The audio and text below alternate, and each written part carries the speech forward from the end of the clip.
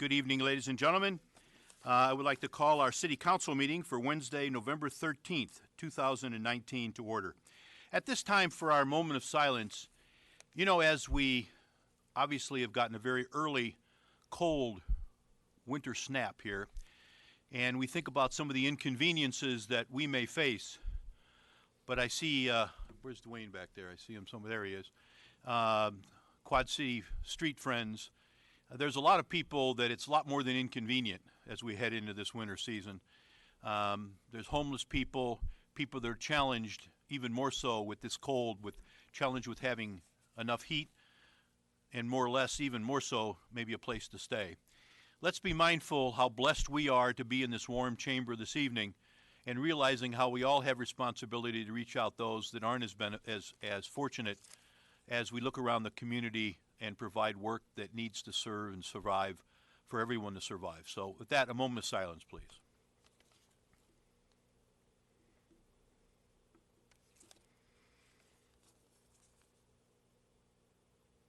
Thank you very much. I'd like to ask Cadet Captain Ryan Duran and Cadet Sergeant Abby Skinner to come up and join me for the Pledge of Allegiance, which Alderman Tompkins is going to lead us today.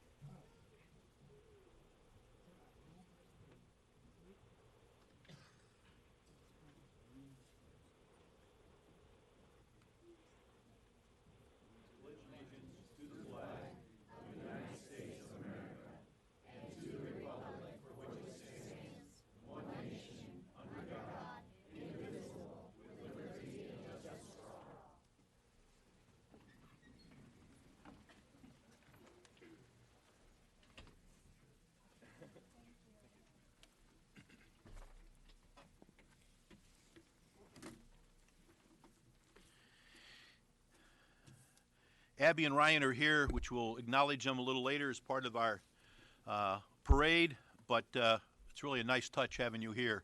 It makes this even more special for all of us. Brian, would you please call the roll? Ambrose. Here. Condon. Here. Rawson.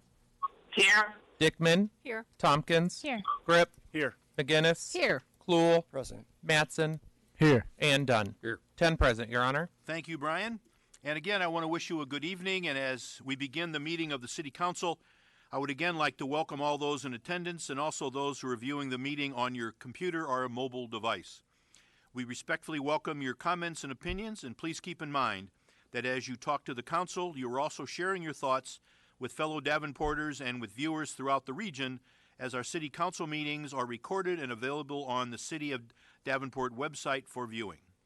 We are happy that you are participating in your city government and ask that your participation reflect the common desire we all share to make Davenport an even greater place for all of our citizens. For the children, adults, seniors, and families in our community, those in attendance and those watching at home, I thank you for joining us. At this time, we ask that you turn off or silence your cell phones and other electronic handheld devices, as they can interfere with the audio system here in the chamber. If you wish to address the Council on a specific item that appears on a discussion agenda, you're encouraged to do so during that discussion item. You will have an opportunity to address the City Council under Public with Business portion of the meeting, which will occur toward the end.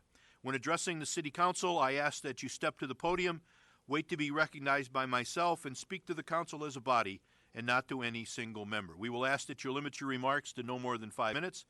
And I ask that everyone observe, and I know you all will, the commonly accepted rules of courtesy, decorum, dignity, and good taste. So again, thank you all for being here. It's exciting to see all of you here this evening. Will an alderman move the approval of the City Council meeting minutes for October 23rd, 2019? Second. It's been moved and seconded. All in favor say aye. Aye. Any opposed, same sign. Thank you. Those minutes are approved. Is there a city administrator update this evening? Nothing this evening, Your Honor. Thank you very much. Will an alderman move approval of the report of the Committee of the Whole for November 6, 2019? Move the report. It's been moved and seconded. All in favor say aye. Aye. Any opposed, same sign. Thank you. That report is approved. We have 2 proclamations this evening. Our first proclamation is Arts and Education, and Alderman Kluhl is going to lead that presentation. Thank you, Mayor. You know, if you're like me, you probably wonder sometimes, where do these proclamations come from? We do these every other meeting or so. And the fact is, they come from advocates like you and me, folks who recognize that there's something that needs to be said in our community, and they stand up and they make a proclamation out of it. We read it up here in front to try to publicize it a little more. The proclamation that I'm going to read tonight was actually written by somebody here in the audience tonight. Miss Iowa, Emily Tinsman, is here. Emily is the only person in the room with a crown. You might have recognized her. Emily, you want to stand up there a minute?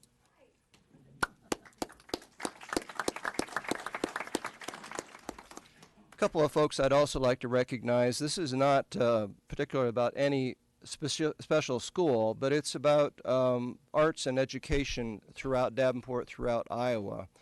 There are a couple of people here tonight who were vitally important in getting arts into our schools. In fact, the Creative Arts Academy was the brainchild of Joel and Diane Franken, and I'd just like to recognize them. They're here too in the audience tonight. If you just stand and be recognized. So much appreciate what you've done for our community.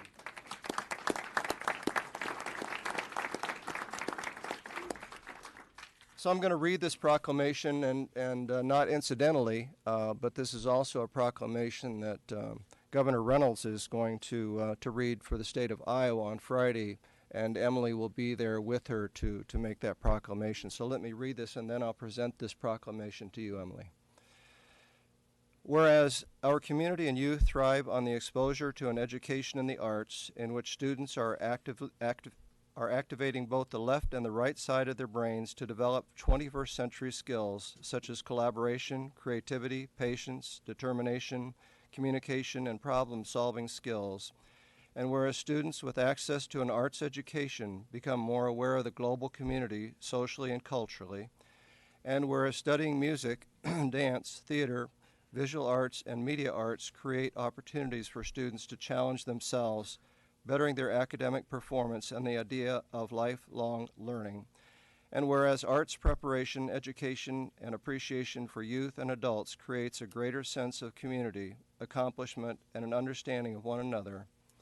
And now, therefore, we, Frank Klipsch, Mayor, and the City Council of Davenport, Iowa, do hereby proclaim November 15, 2019, as Arts in Education Day. And we also urge the residents of our community to participate and support the arts in education. I move the proclamation. Second. All in favor say aye. Aye. Any opposed, same sign. Thank you very much.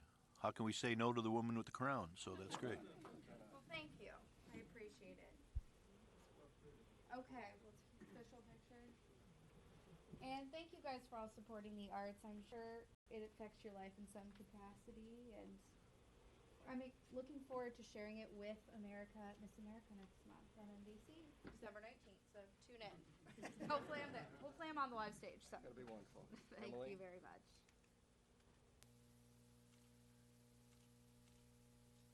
Thank you. I Alderman. appreciate it. It's going to be great.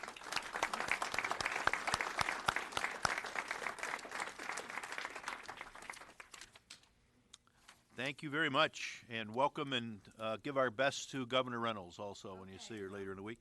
Our second proclamation this evening will be presented by Alderman J.J. Condon, and it'll be talking about our Small Business Saturday. Alderman Condon. Thank you, Mayor. Whereas the city of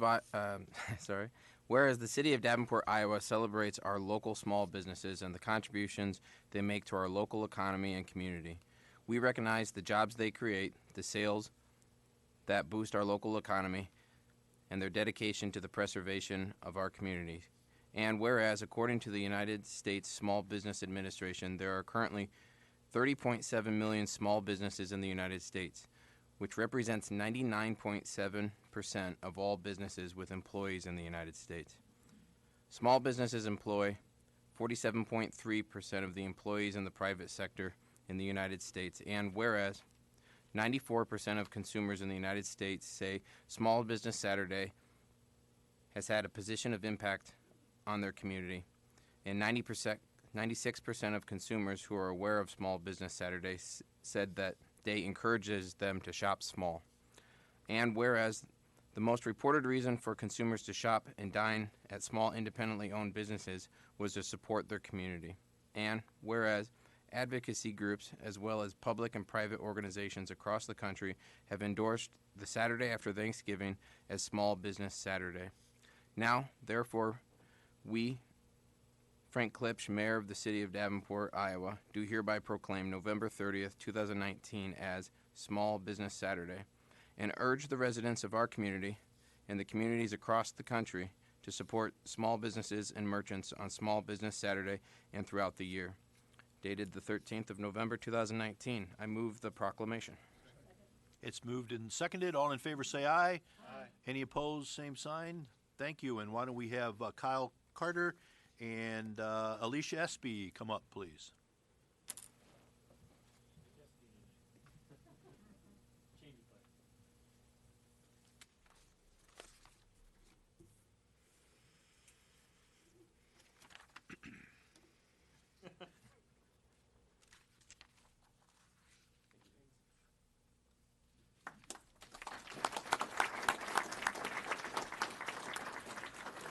Thank you, Kyle, and thank you for all the work you and the whole Downtown Partnership do.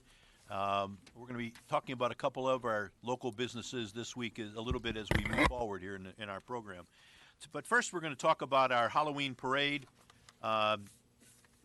Tiffany, are you here? Where's Tiffany? Is she here? She had to leave. Oh, there she is. There, everybody look at Tiffany. Wave, Tiffany. There we go. Tiffany's the one who pulled this whole parade together. One can't thank her enough. There were a total of 56 entries for our 2019 Halloween parade. We had several city departments in this year's parade: Public Works, Parks and Rec, Police, Fire, and the Library. Myself, Alderman Grip, Alderman Dunn, and Alderwoman McGinnis and their families walked in the parade as part of the mayor and council entry. Alderman Mattson and Central High School Junior ROTC participated as well and led the parade as honor guard.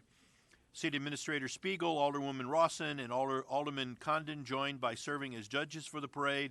And we want to thank you, a thank you to all the staff from across many departments who assisted with the pre-parade coordination and logistics that day. And thank you for the volunteers from across the community, from the Optimist Club and from the Optimist Club, who helped the day of the parade. So we're excited. I'm going to come on down in front. We're going to recognize the winners of the various categories. And I think Tiffany's going to come up and help me with that. So as she's coming up, come on up, Tiffany. Let's give her a round of applause before she comes up.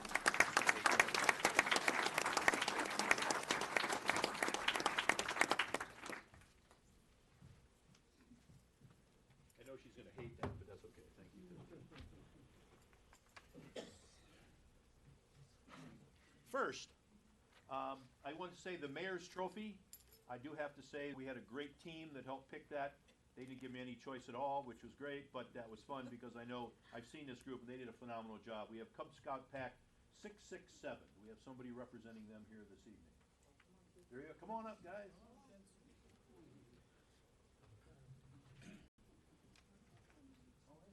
Come on over. I coached your dad in football, by the way. I did tonight. Turn around. Here we go. We'll make the presentation, hold it up like this, and all of it, look up that way for a picture. Good job. Congratulations.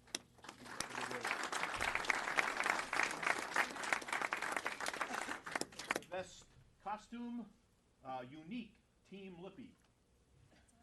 I'm anxious to see that group. Come on up. We're not that excited. Congratulations.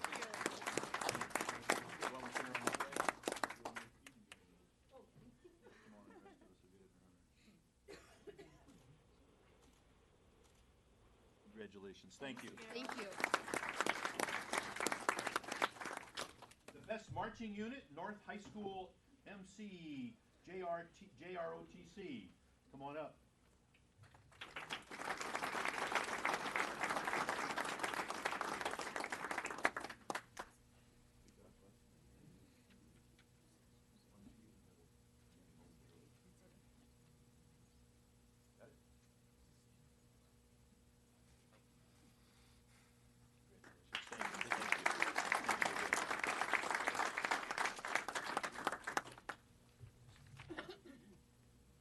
Best City Department, Davenport Fire Department.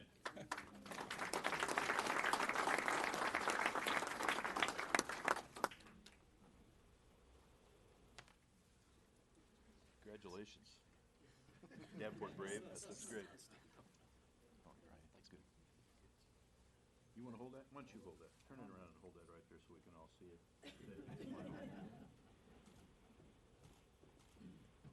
Congratulations. We're not sure if they were here, they're going to be here tonight, but best family entry, the Ryan clan. Were they here? Oh, here they are!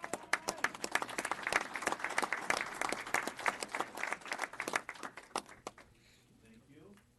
Thank you. Come on up. Thank you. And thank you. So why don't you hold it, Drew? Face that way and we'll get around you.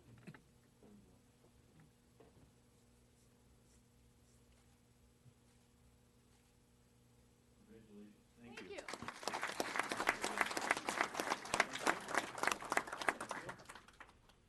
Our best float is Game Z2Go, video game bus. Boy, it was hard to say. Here they come. All right. Hey, see you again. How are you? Good. Thank you. Right there on the hat. So I'll tell you. You want to hold that for us, would you?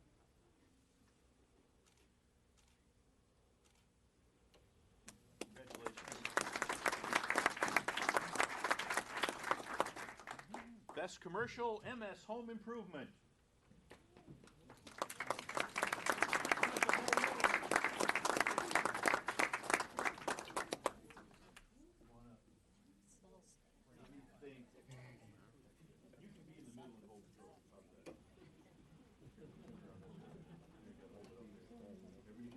Come on in. Come on up.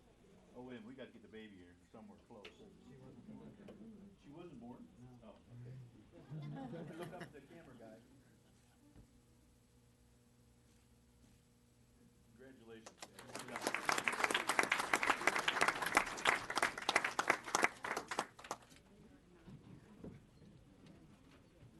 The best youth group was the Dancers Place. They're not here this evening unless they snuck in here. They didn't, but we'll make sure they get their trophy.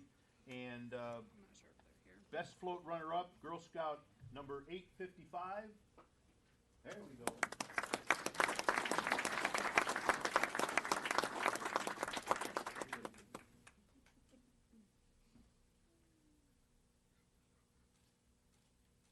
Thank you. Tell all the girls congratulations.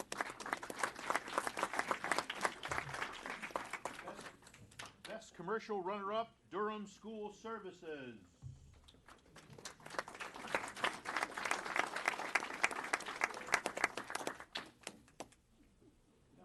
Come on up. She wanted you to come along. Come on over.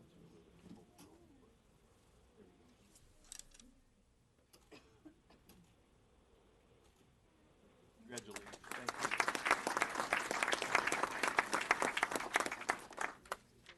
you. And our best youth runner-up, Artistic Intensity Dance Company.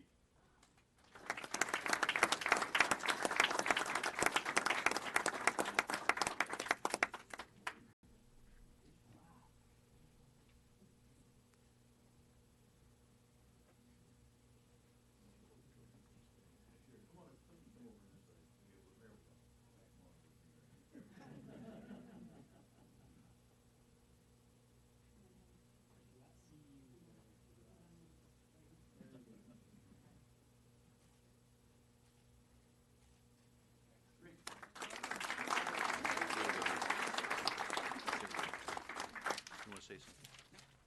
Thank you all very much. Let's give another round of applause.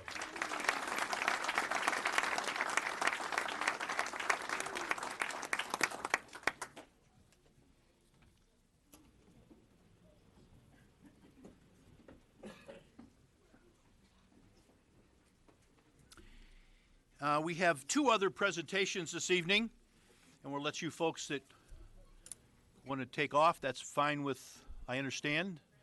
Kids did a great job. They're still tired from walking that whole parade route, so they can take off, get some sleep before school tomorrow.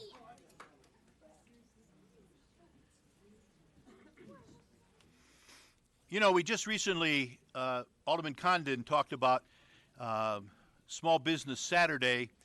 These are also comparatively small businesses, but they've been around and make a big difference in our community. I can say both groups are friends, and I'm delighted to make these two presentations this evening. Our first is, the first one is the following. In 1985, in the midst of some instability in Ethiopia, 24-year-old Gannett and members of her family moved to the United States for a new life. Gannett, an accomplished English speaker, began working at a grocery store, deli, and a Waffle House. She soon began taking classes in business administration at a community college. She met George Moritas while he was in the U.S. Army. In 1994, George and Gannett were married and moved a number of times due to George's various deployments. In 1996, while stationed in South Korea, their son James was born. And in 2005, when James was 9 years old and upon George's retirement after 20 years in the Army, the Moritas family moved back to George's hometown of Davenport, Iowa. George had attended Garfield, Sudlow, and Central, and then Hamilton Tech, where he became a proficient computer and telephone systems specialist, which became his specialty in the U.S. Army. George obtained a civilian job at the Rock Island Arsenal in technology and communications management, and Gannett also obtained a job as a secretary in the human resources area. In 2006, Gannett began taking classes at St. Ambrose in personnel and human resources, where in 2010 she earned a BA in business administration and moved into the remains there today, a specialty area of human resources job at the Arsenal. Everything was going great, but Gannett and George always wanted a plan B for after retirement. Gannett saw a plan B unfold when she began bringing Ethiopian food into the workplace for potlucks, and everyone just loved the food. Gannett and two friends began making food for events and family get-togethers, and Gannett met with Joel Young of the Small Business Administration, Steve Ahrens of our Riverfront Improvement Commission, and the Farmers Market Food Hub people. And their Plan B dream was underway, and they began successfully selling wonderful Ethiopian food at the farmers market. In 2018, when the Food Hub closed, they decided that it was now or never. Their son James had graduated from Iowa State, and George and Gannett saw their after-retirement plan beginning to become a reality. Even though they had never started a business before, both had full-time jobs and they faced our record flood. Taste of Ethiopia is now a success. As we have seen with many of the local Davenport businesses, we have recognized challenges can be overcome with quality product and service, dedication, hard work, and family support and fortitude.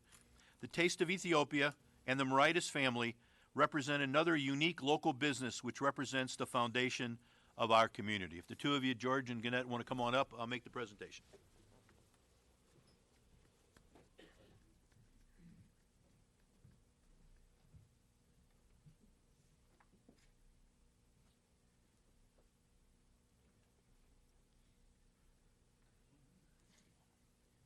So why don't you get in the middle, Gannett? You get to hold the award. There we go.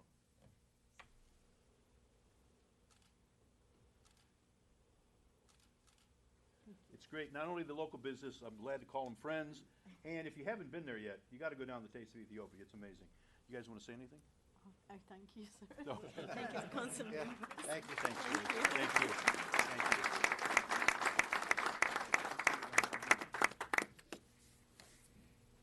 Gave me a commercial on the way down. I'll see you at the restaurant. So it was good.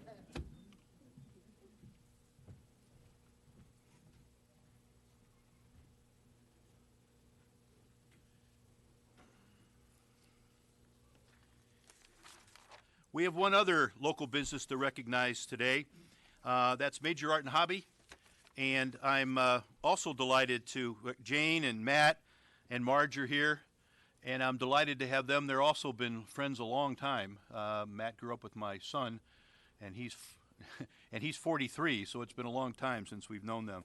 But located on the same corner of 2nd and Perry Street in downtown Davenport since 1954, Major Art and Hobby has been owned and operated by the Majors family for over 65 years. Major Art and Hobby was established in 1954 when Tom Majors, with the help of his parents, Kermit and Gladys Majors, purchased the Tri-City Paint and Hobby, where Tom had worked during his high school years. In the early years of the business, Tom and his parents ran the store together.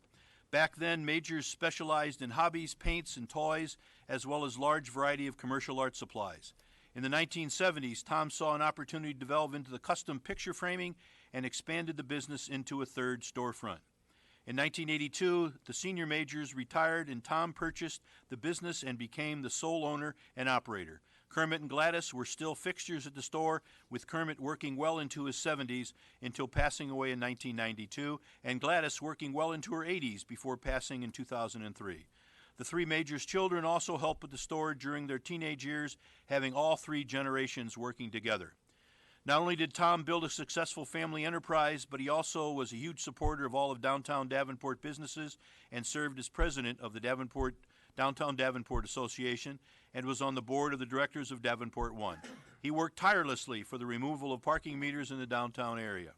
In 2001, Tom retired from the family business and his youngest daughter, Jane, took over managing the store, and in 2013, Tom's son, Matt Majors, joined the family business full-time. Through the years, the Major Art and Hobby has been a business offering personal attention to the hobbyists as well as those seeking custom picture framing.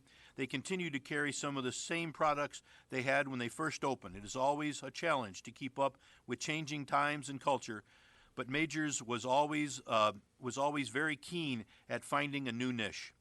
And as technology came to the forefront and building things with your hands began to wane, more electronic-focused hobbies hit the shelves. In addition to being in the place of business throughout the years, Major Art and Hobby was also home to many local groups. Studio 15, a local artist co-op, took over the second floor with paintings, pottery, and sculpture. It was a meeting place of the Davenport Radio Control Society. Currently, 2 plastic model clubs meet monthly at Majors, and the Quad City Model Railroad continues to build and work on elaborate HO scale trains in their basement. Following the death of Tom Majors in 2018, the third generation, Jane and Matt, have now taken over leadership of the business and are continuing the model set forth by their grandparents and father. I want to thank you to Major Art and Hobby for more than 65 years of dedicated service, for your continued devotion to assisting the City of Davenport in building our unique community, as well as your contributions to the economic development and quality of life in Davenport, Iowa. Major Art and Hobby is another wonderful example of Davenport's local businesses that are the heart and foundation of our community. Come on up, please.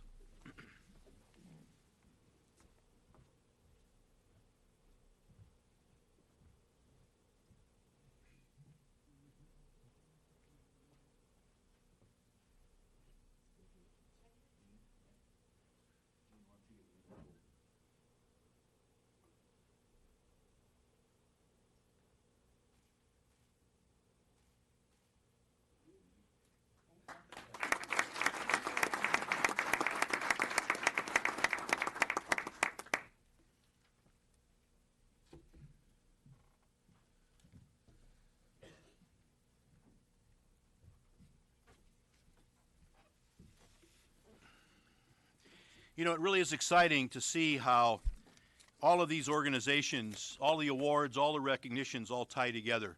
Local business, family, years of generation of involvement. It really is exciting to see that continuity, the many activities that are going on in our community. Our next is, we're going to have some petitions and communications from the council members and myself. We're going to open up with our chair of the community engagement, Alderman Marion McGinnis. Thank you, Your Honor. A few things tonight. First, we can all celebrate the 20th anniversary of the opening of the Richardson Sloan Special Collection Center of the Davenport Public Library. The open house takes place on Monday, November 18th, 4:30 to 7:30 p.m. at the main branch. Anyone who's interested in local history and heritage neighborhoods and buildings or local genealogy has likely spent some time here. I know I have. But if you aren't familiar with this great city resource, this open house would be a wonderful time to get acquainted, so I hope you can join them. Also a reminder that right now, the United States Census is hiring full and part-time temporary workers. Work is already underway here in Davenport for the upcoming count in 2020, and local staff is critical and critically important to this effort. The pay starts at $15 an hour. Schedules are flexible. To apply, go to www.2020census.gov and click on the Jobs tab. Also, with the cold weather coming on, and it is going to be a very expensive winter, it looks like, there is income-based heating assistance dollars still available through Community Action of Eastern Iowa.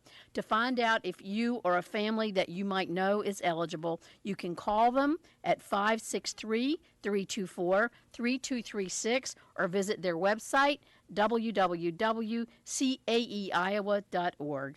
And just one more reminder, tomorrow night's Third Ward meeting will feature City Arborist John Vance. Our meeting is in the community room of the Davenport Police Department, and that's Thursday, November 14th, 6:30 p.m. All are welcome to attend. Thank you, Your Honor. Thank you, Alderman McGinnis. Alderman Mattson. Thank you, Your Honor.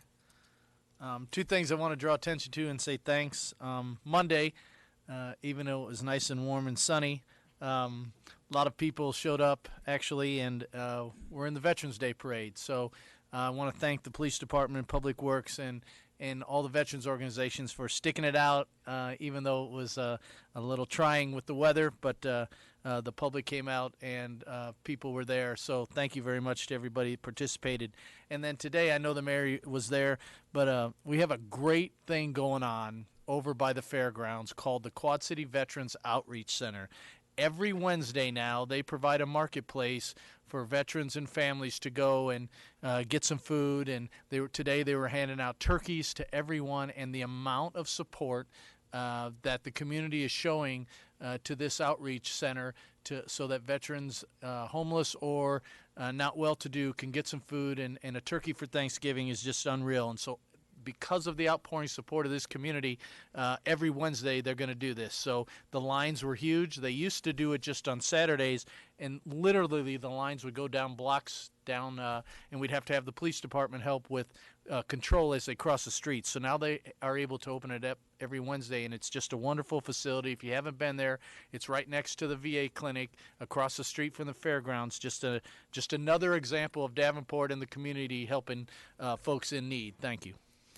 And just to add to that as well, they started 3 years ago with 32 members. They now have 1,300 that come and take advantage of that. So it is making an addition. Thank you for mentioning that, Alderman Mattson. Alderman Kluhl.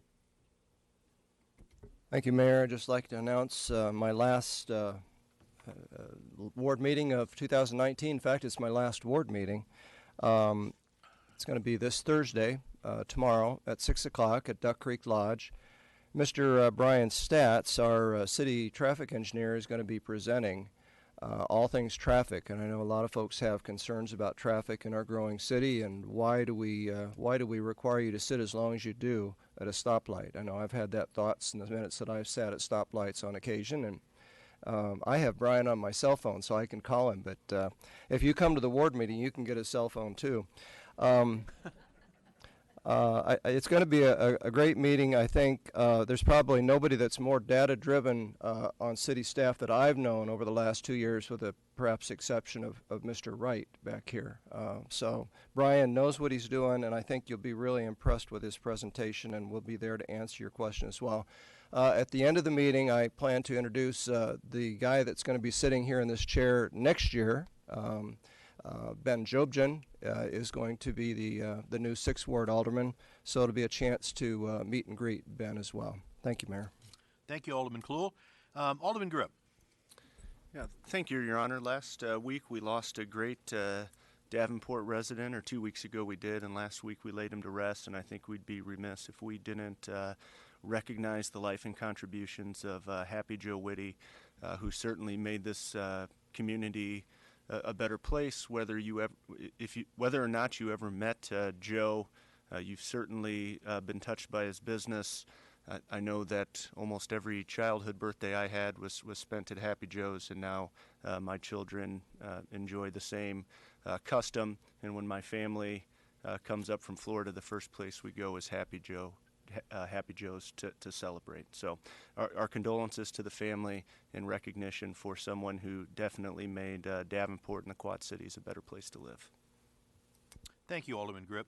Seeing no other comments, we have two individual approval items on the discussion agenda. Our first is a second consideration for ordinance for case number ROD 19-03, being the request of the City of Davenport to reduce the maximum building height in portions of the CE Elmore Corners zoning district from 120 feet to 55 feet.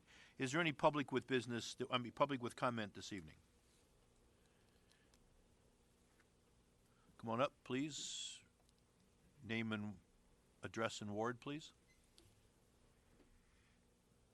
My name is Tom Jacobson, resident of the 6th Ward at 6436 Woodland Court, and representing the Jersey Farms Neighborhood Association.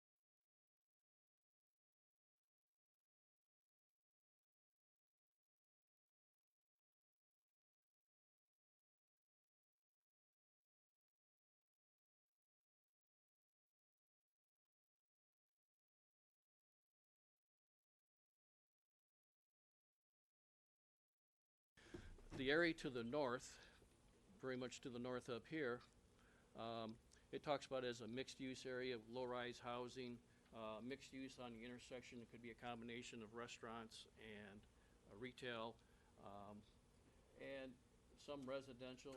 Refers to senior housing, which of course that would be adjacent to the call home over there. But the last bullet point there is also mentioned that it provides a buffer from existing single-family neighborhood. Is part of the design consideration into this side. On the western side, again, it's talking about mixed use along the street. And actually in the recommendations and the design guidelines, it's actually referring to more residential, town row, condo type stuff on the edge that's closer here to the residential as well. And some retail down on the south end, which again could be, I presume, similar to what you would see along 53rd Street on the north side, just west of Elmore as well. Thank you, Tom. Thank you very much for your comments. Good information as usual. Is there anybody else from the public who would like to address this topic?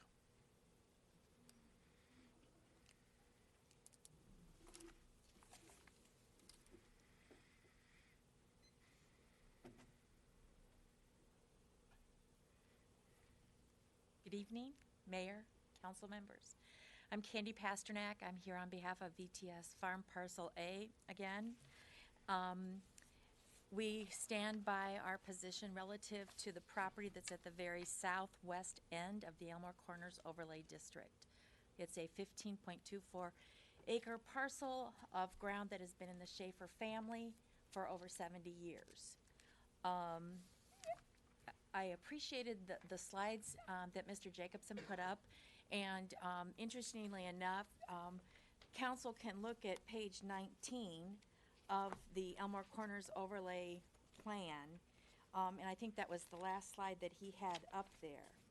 And interesting to note is the very south parcel on that page 19, and the concept, at least in the plan that was presented, it was the segment circled and marked retail infill.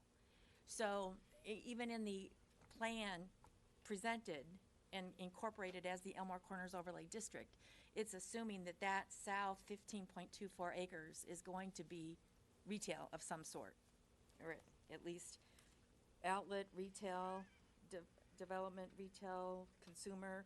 And I can't see what the last one is. I need glasses, I guess. But anyway, in terms of the history of the parcel,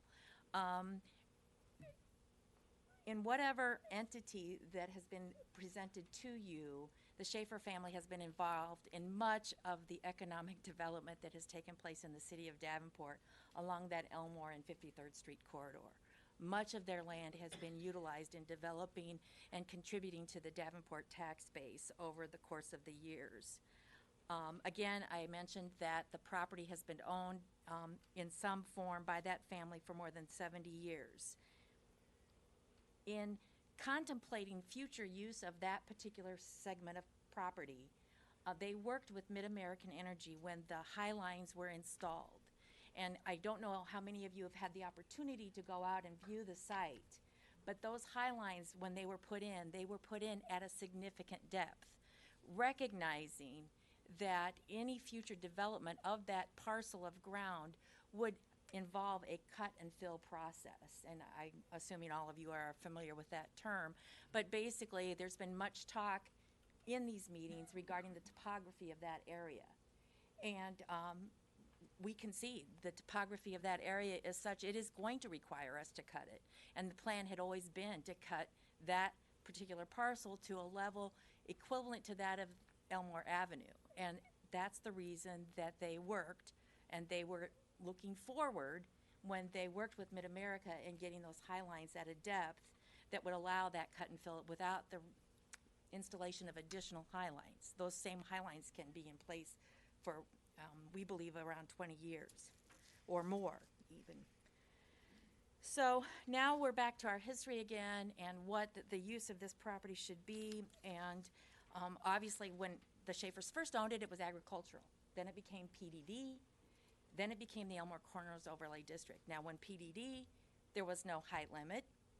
With the Elmore Corners Overlay District, there's a 120-foot limit. And now with the proposed ordinance change, it will be reduced to the 55 feet. The last photograph that was up there that showed the view from the property on Fairhaven, and at the south end of it showed the Cross Creek Apartments. I think that's what they're referred to as.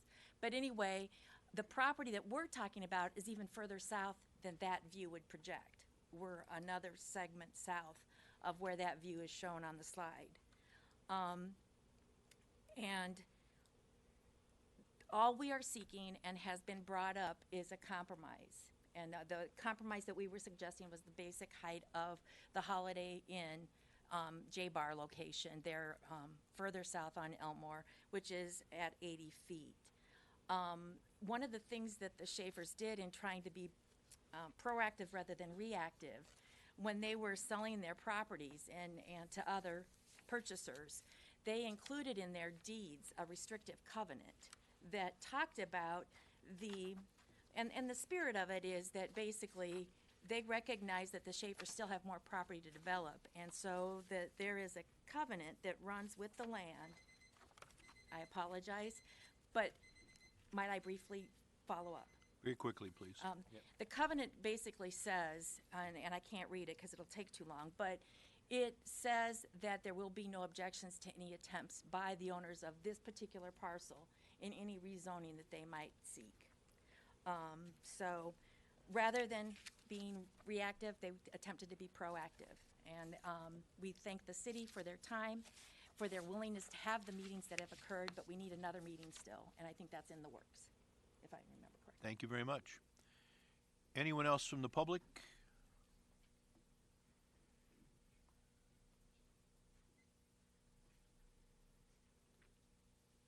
Good evening, Mayor, council members. Joe Slavens, 4 Woodview Way, Davenport, Iowa. I've asked Tom to put the slides back up. Brian, can you slide them up? Can you get them up again? Which one's the pointer? Coach me up. Right there's the arrows. You can go back up the first one. So just to have some perspective here, I believe I'm a bit correct here that the Candy, Ms. Pasternak was speaking regarding this parcel right here. Yes. Okay, and I just want to give some perspective. This is where I live. And then the first thing I want to say is Dr. Peter and Miriam Rink. Peter Rink was going to be here tonight to speak in favor of the ordinance, but he got held up in surgery.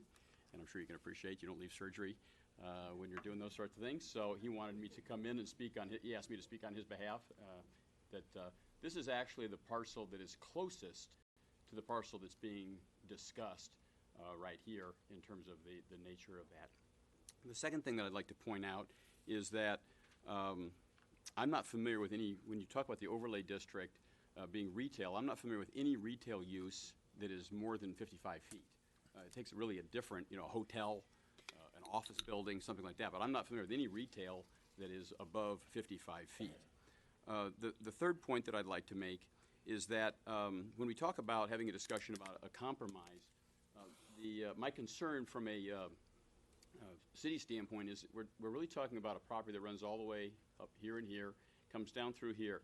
The discussion is about whether we would want to exempt or have a different one here, whereas if you look south of this, there's nothing that's above 55 feet to my knowledge. There'd be nothing 55 feet. So it doesn't seem to me to make a lot of sense to come along like this, go up like this, and then come back down, and then come across again. That doesn't logically make much sense to me. And then the last thing I'd like to talk about is where Ms. Pasternak was concluding, and that is the deed restriction. And I think it's really important to understand the concern that I have. Sometimes you get involved with things, you get more comfortable. Sometimes you get less comfortable. But the deed restriction that was put in place, while I have no problem with what people do, in terms of contracts, Advance Home signs up, buys whatever they want, I will read a portion of the deed restriction. It is public record. All current, and here's the important thing, and or future owners of the real estate, which is the parcel that's right here, when they accept title to the property, they are prohibited from objecting either orally or in writing to any attempt to rezone the neighboring parcel known as Parcel A, which is the triangle. Goes on further to say they knowingly and voluntarily waive any and all right to object to the rezoning of Parcel A and any part thereof to commercial development of any sort allowed under the law, and shall further waive any objection to any site plan or development plan submitted in furtherance of the ultimate redevelopment of Parcel A or any portion thereof. Think about that for a moment. I think that actually calls upon the city, any time that there is any action that takes place on this parcel, to have a heightened sense of concern with respect to what's going to take place, because if this deed restriction remains in place, no one who owns one of the 64 houses will have the right to come forth in front of this body, the Plan and Zoning, or the Board of Adjustment, or the Design Review Board, and make any objection whatsoever. Think about that for a moment and the responsibility that now lays at your doorsteps to make sure that we protect not only Dr. Rink, the folks that are my neighbors at Forest Road Estates, but the folks that are going to purchase the 64 homes that are right there immediately adjacent to Parcel A. Thank you very much. Thank you. Is there anyone else who would like to speak?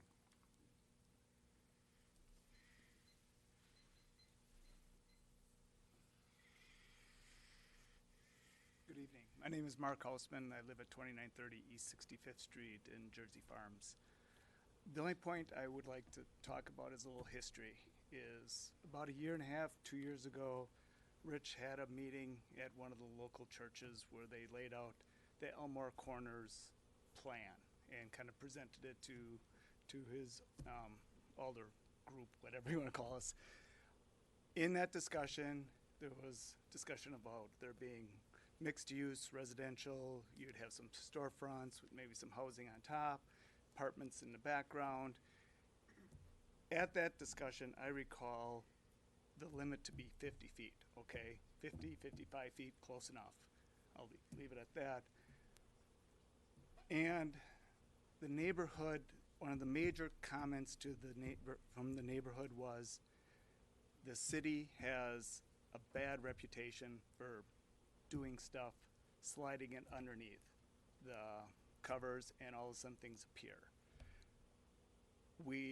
Overall, people were okay with the plan, but nobody believed the city would follow through with the plan.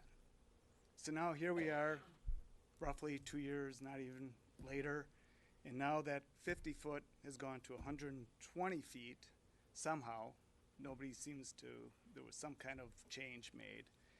Never communicated to the people adjacent to the property or any of that kind of communicated out to the city. Now we're going back, trying to go back to the 55 feet. Perfect. I'm in total support of getting back to the 55 feet and getting the city to hold to its promises that it's made to its residents when these developments were developed. Because again, people were concerned that plan looks great.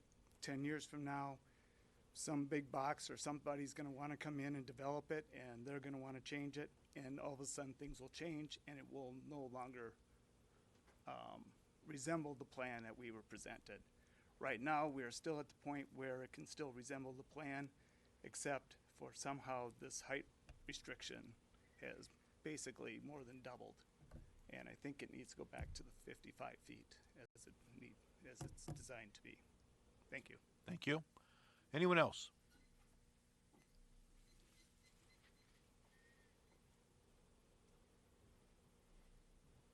Good evening. My name is Pat Weber. I'm part of the Schaefer family, and I reside at 19134 246th Avenue in Bettendorf.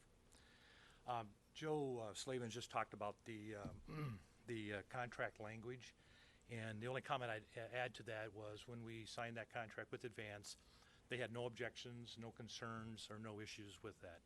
So they were full aware of what they were signing and had no concerns at that point in time.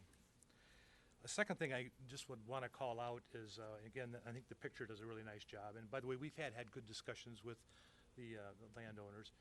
The topography is a very big deal. And while that picture that Tom had shown showed that height, as Candy pointed out, if you drop, and we all intent would, if you go down and look at Elmore where Walmart is, wouldn't draw that. That's why we put the post in deeper, that we had intended with, again, no plan yet, but a cut and fill to significantly reduce that, which would further reduce the impact.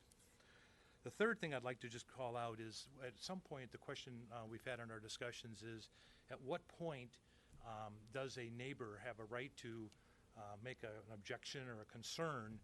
Because if you look at the middle of the property of, and again, I'll just call it out since Joe showed where he lived. Joe is from the middle of his house to roughly the middle of our property development. It's 1,500 feet. And similarly with Dr. Rink, it's over 1,000 feet. So I just, at some point, I think a consideration needs to be given as to at what point and what distance are we really need to be concerned about with height? Again, as a family, as Candy pointed out, we've had multiple developments out there. We want to be good neighbors. We have been good neighbors. We want what's right for the city of Davenport as well. Finally, the comment with some of the discussions we've had with staff is they seem to be at least open to a discussion of whether or not we could have multiple height restrictions. So for instance, if it's 120 feet, and by the way, Elmore is roughly 60 feet, so you're not going too far away from our property to get to the 120. Could there be 55 to the north? And again, what our compromise and request was for the 80 feet. So could we have like a multiple height restrictions for that area? Thank you. Thank you very much.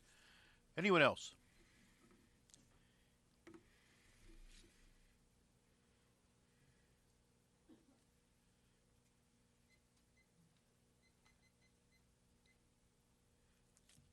Ben Jobjan, 6th Ward and Jersey Farms resident. I want to thank the council for voting unanimously at the initial reading of this ordinance to keep the discussion moving forward. I hope tonight you again vote that way.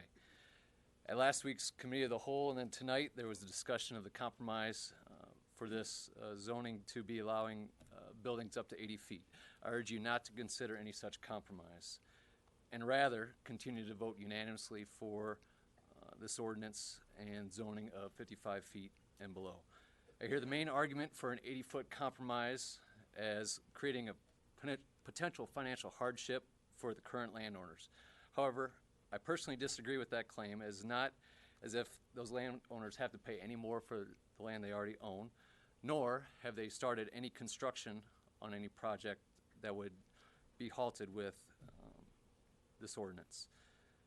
Now, the counter to that argument will be that 55-foot height may decrease that current landowner's property value, as I say. Therefore, I ask you to consider what a building of 80-foot or greater may do to the value of property owners within Jersey Farms, along Woodview Way, such as Mr. Slavin's, and then for those advanced parcels east of Jersey Meadows.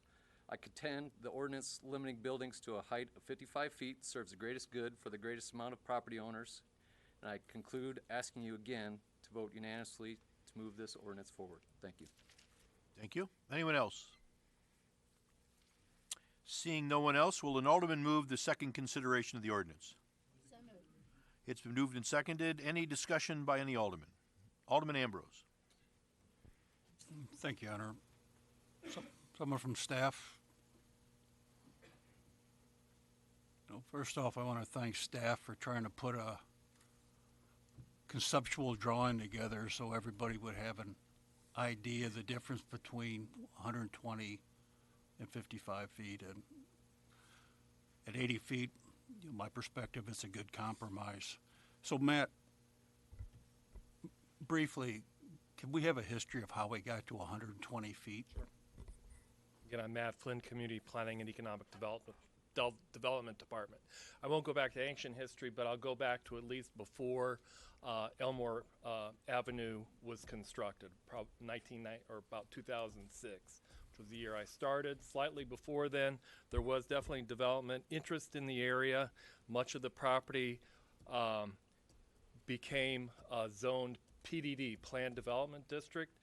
Most of the plans were for big box retail or a variety of retail and perhaps apartment uses. The height restriction or height limit in the PDD district, there is none. So that means that doesn't mean you could build 100-story buildings, but you would be tied to a final development plan. I don't think anybody expected anything of excessive height. Matt, briefly explain what a final development plan is in the process Well, there. that is a back under the old zoning code, there was a two-step process if you had property zoned planned development district. You'd have to do a preliminary plan, and then you'd have to do a final plan, which were generally pretty high-level, detailed drawings. Much of the development along Elmore Avenue went through that process. So moving forward, as was mentioned by a number of the speakers, the city went through a process of developing the Elmore Corners area plan. That was done shortly after the casino property was developed. And again, that was developed under PDD, actually with a casino overlay, no height restriction, but that building came in at 106 feet. So we we had the Elmore Corners area plan in place, and it was the consensus of people working on the project that here we had an area that is similar to the village of East Davenport and downtown, where they had specific area plans in place. Doesn't it make sense, and design guidelines to go along with those, doesn't it make sense to employ the city's design review board to oversee review of development there? So that's when we started talking about having a separate unique zoning district, the Elmore Corners district. So as we're developing the new code, we had to look at our development standards. Well, we had the casino already built. That casino was 106 feet tall. Thus, it didn't make really any sense to come up with a lower height restriction and all of a sudden make our casino non-conforming. So again, with one district, we picked 120. That way we were ensured that we had the casino legally conforming, but knowing all along that we had the Elmore Corners design guidelines that will help guide appropriately scaled development throughout the entire district. All right, thanks, Matt. Matt, the neighbors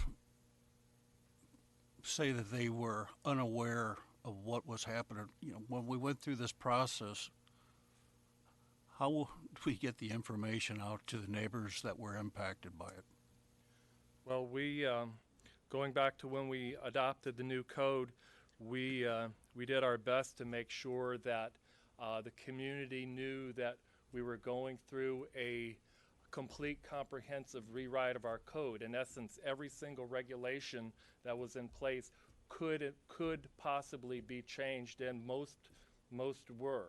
So, and you know, one of the groups, you know, we contacted, you know, we worked through the Plan and Zoning Commission, the Advisory Committee, our social media platforms, through the ward aldermen, through our neighborhood organizations. We did our best to get the word out, but as you can imagine, sometimes that's not going to gather everybody's attention at the time. Thanks, Matt.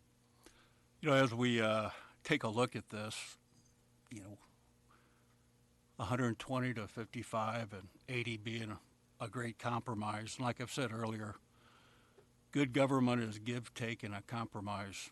You know, we just came through an election where I heard many candidates talk about the importance of economic development. You know, when we start making changes that stifle economic development, you know, it really has an impact on the future of our great city. You know, this is an area, because of the casino and what's going on out there, is going to see tremendous economic growth. And, you know, I'm just concerned that the future of Davenport and building our tax base is based on, you know, good development. And 125 feet, maybe that was a little too high, but 80 feet, I think, is a great compromise. And I hope the aldermen had the opportunity to take a look at the presentation Matt's staff put together to see the difference between 120 and 55, and, you know, the impact of 80 feet, and this is just my perspective, is really minimalized. So thanks. Thank you, Alderman Ambrose. Alderman Metzen. Thank you, Mayor. I'll kind of say some of the things I said before, but just to remind everybody each time, couple points. There is precedent. We've changed the ordinance a couple times in different zoning places since we put in the new big massive ordinance change, and it kind of not realistic to expect everybody to read all those pages and a change to every single parcel in the city of Davenport. But I also remember, as my good friend Alderman Ambrose down at the other end remembers, when we were discussing the casino and where it was going, there was a lot of discussion about the area and the neighbors and et cetera, and when it went well north of that road there, that's, I mean, off the screen, there was an agreement with the neighbors about what we were going to do and how we were going to protect them. I was here on council, and I remember that, so that plays into it. And then I actually walked the land. The topography is a concern because whatever height whatever you do, 120, 80, 55, that isn't the realistic ground truth height because the topography makes it higher than that. So I think we need to remember that. So I'm in support of the 55. Thank you. Thank you, Alderman Mattson. Alderman Kluhl. Thank you, Mayor. You know, as I reflect on it, it's a time for reflection for me. I sit back here behind this dais and I say, isn't it a great deal that Brian doesn't set the timer on people back here? We get to talk as long as we want, and I've really appreciated that. I'll try not to belabor the issue, but we have had a couple of meetings with Attorney Pasternak and her clients. Ray Ambrose was there, myself, and staff, and of course themselves. Our last meeting, we left and said, you know, we've got more information than we had the first meeting, but I wanted to make sure that everybody had an opportunity to represent their concerns around the table. Our last meeting, we left with a request by one of my constituents that we provide another slide view of the land from his property. And so I proposed that we have a third meeting, and I know some of the council members have said I meet to excess, and perhaps that's so, but it's just the way that I roll. So we're going to have that additional meeting should the client's attorney request it. Zach Peterson was out of town, unfortunately, and was unable to put that together before this meeting. So if the clients desire to have a third meeting, we certainly will do that once Zach gets that other slide view prepared. One of the things that came up at the last meeting is the fact that we really need to look at this from the very beginning. And I've got a part to play in this. I've got a fault here that I'm going to mention, but I think it's important to start from the beginning. So again, I think I will not take a lot of time to do this, but I want to go through where I start with this. It's not ancient history. In fact, it's not as it's less ancient than Matt's discussion from where he stood. I start in 2014. In 2014, the council made a decision and approved a 50-foot height limit that Mac and Alderman Mattson were talking about in the Lot 5 River 81st Edition. Now that is the section that is just there in the corner of Elmore, right up there. And they said, look, this is PDD. There's unlimited height limitations in this area. The council said, we need to respect the residents in that area. So they said 50 foot is what we're going to limit this to. In 2017, the council approved the Elmore Corners overlay. And one of the statements in the plan is that as development occurs, design attention must be paid to building placement, massing, design, setbacks, and lighting to ensure that future development does not negatively impact these neighborhoods. So that again further emphasizes the desire of the council to make sure that we protect residents. Now, as Alderman Ambrose said, we don't want to stifle economic development, but neither do we want to stifle residential interest in our city. And I think that's very important to recognize that we have to have a balance there. It's not all about business. It's not all about residents. It's about all of us getting together in the city. In 2018, the council approved the Elmore Corners zoning district with a 120-foot height maximum. Now, we had a contractor that worked with staff to develop that, and I don't think that contractor was probably aware of this 2014 agreement that the council had to limit to 50 feet in the Lot 5 River 81st Edition. And so in 2019, the council approved the code, and here's where I take the hit, because as Attorney Pasternak asked, why did we get to this point? Why wasn't this zoning limitation in place before we came to the Planning and Zoning Commission? Well, had I looked more carefully at the code, I would have recognized that one size does not fit all in Elmore Corners. 120 foot to the east of Elmore is not the same as to the west. It's different because we're talking about trying to work with residential areas there. We're a transition zone. So in August, I presented the case to the council during a management update meeting in regards to this one-size-does-not-fit-all situation. And I said that the areas we should make sure that we continue to comply with what we said was appropriate for this area with the 50-foot limitation up there in the corner, but also since that time, the additional properties that have been built there to the west of Elmore deserve credibility as well. Since the council approved platting of 64 units there in the south portion of that property behind Costco, I think it's important that we also consider the folks that are not yet there but will be. In October, the Planning and Zoning Commission voted unanimously to approve ORD 19-03 as presented by CPED. There was good discussion. Attorney Pasternak was present at those meetings and presented her objections. And I just want to mention that it is true that subsequent to that with the council, while I was in New Zealand, the thought came up that, well, perhaps a compromise is in order. And so we go from 120 to possibly 80 foot, and I think that the clients were satisfied with that 80 foot would meet their needs. My concern is that sometimes the math needs to be clarified. Well, it's true that if we go from 120 foot to 55 foot, a reasonable mediation would be 80 feet. But that's accepting that 120 foot is the baseline. Baseline is actually 50 feet. This council said 50 feet is the height that we should maintain in that area. So let's be careful about how we deal with what we call a compromise situation. And lastly, you know, there's the issue that Mr. Slavens brought up about the covenant to the deed. And let me read that again. All current and or future owners of the real estate or any portion thereof shall be restricted and prohibited from objecting either orally or in writing to any attempt to rezone the neighboring parcel known as Parcel A.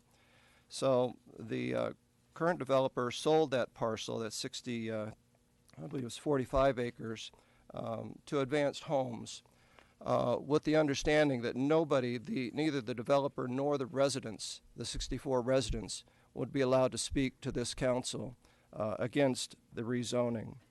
And I just close at this meeting because we've got another reading to go.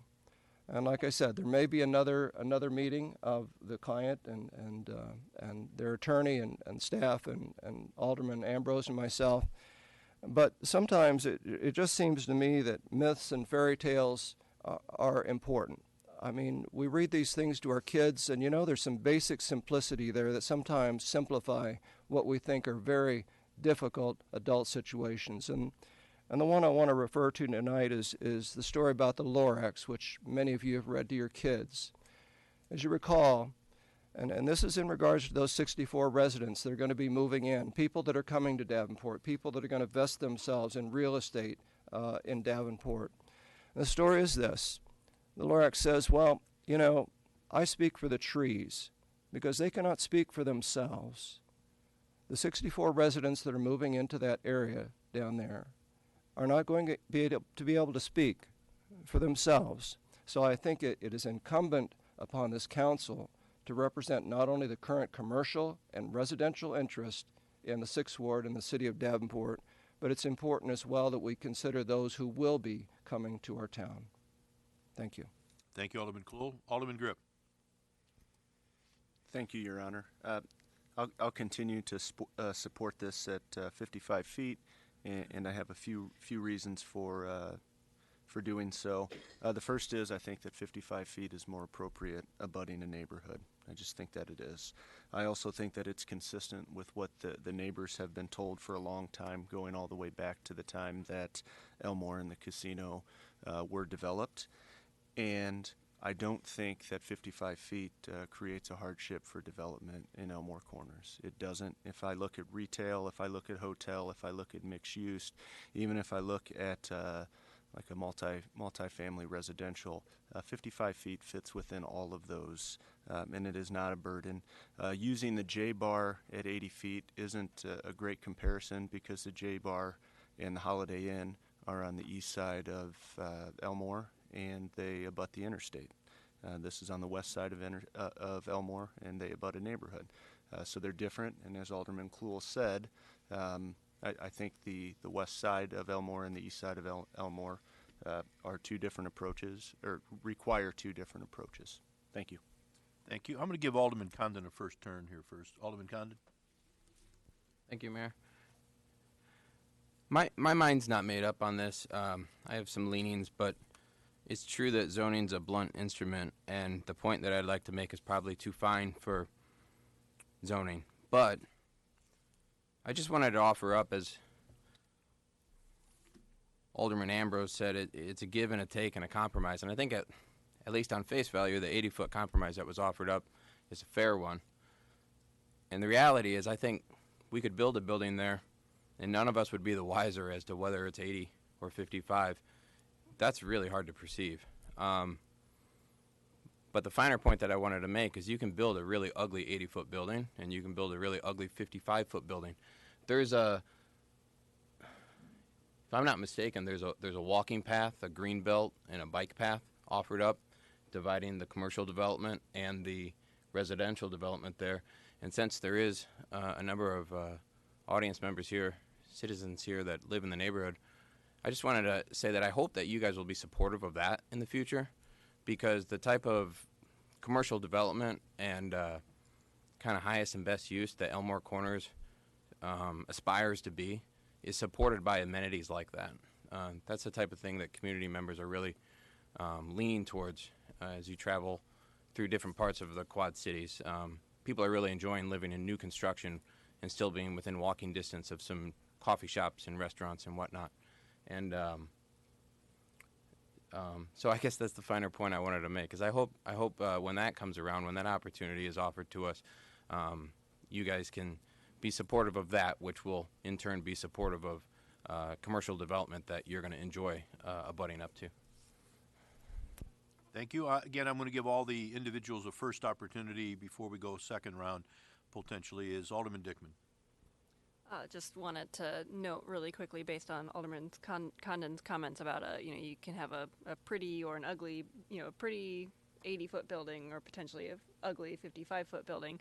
If a absolutely gorgeous, everybody wants this kind of development that happens to be over 55 feet, approaches the developer, it's not set in stone that that's a no. It would just require the proper vetting process of selling it, in essence, to the neighbors. But, if it's pretty enough, then, hey, we'll all be here on every Wednesday. Thank you very much. Alderman Ambrose, a second shot here. Thank you, Honor. I get a little concerned when I hear elected officials make an assumption on the financial impact, whether it's future or present. I agree with Alderman Mattson. The council made a commitment to this neighborhood, and I think we've done an incredible job fulfilling that commitment. Of my brief time on the city council, I've never known a neighborhood that has been protected and cared for as much of this great neighborhood. In my ward, I wish I could just get a small percentage of that commitment to some of our neighborhoods south of Locust Street. But hey, we'll move forward, and hopefully the council will consider the compromise, and I hope everybody looked at that presentation to see the difference between 120 and 55 feet, and I want to thank Matt and the staff. Thank you. Seeing no other of my colleagues, would you please call the roll, Brian? Tompkins. Yes. Grip. Yes. McGinnis. Yes. Kluhl. Yes. Mattson. Yes. Dunn. Yes. Ambrose. Condon. Yes. Rawson. Yes. And Dickman. Yes. 10 yeses, Your Honor. Thank you. That ordinance will move to a third consideration. Our second item is a resolution supporting a workforce housing tax credit application to the state for the Mississippi Plaza housing project at 201 North Harrison Street, Mississippi Plaza office building, and approving streetscape assistance for the same. Is there any public with business on this item?